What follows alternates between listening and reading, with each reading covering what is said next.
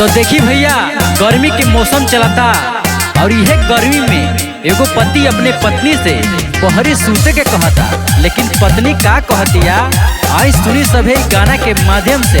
और अगर अच्छा लगी तो गाना के शेयर करी जा और चैनल के सब्सक्राइब करी जा और अपन आशीर्वाद दी जा। आई सुनी सभे।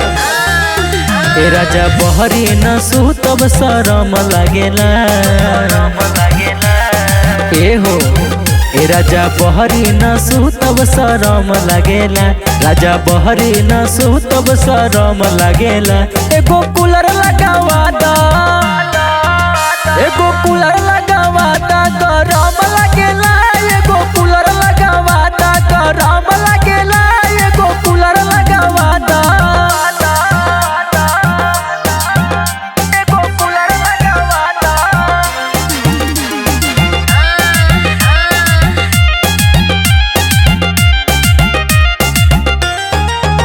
अरे भीग जला देहिया सैया जी पसीना से, लागे ना नींद हऊ कत रही बेना से।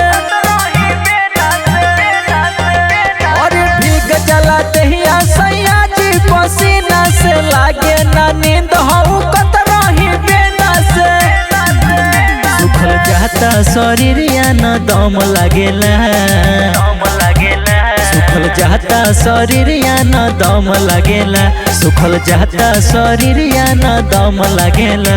एगो कूलर लगावा दी, एगो कूलर लगावा ता गरम लागेला, एगो कूलर लगावा ता गरम लागेला, एगो कूलर लगावा ता।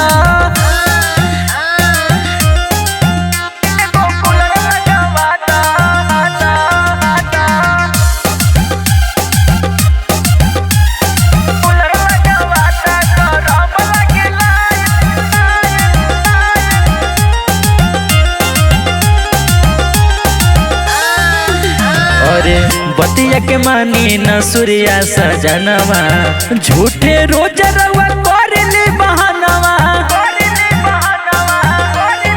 हाय हाय बतिया के मानी न सूर्या सजनवा, झूठे रोज रउआ करेले बहानवा।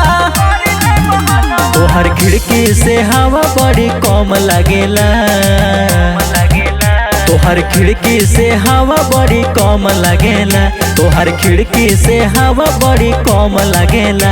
एगो कूलर लगावा दा, एगो कूलर लगावा दा गरम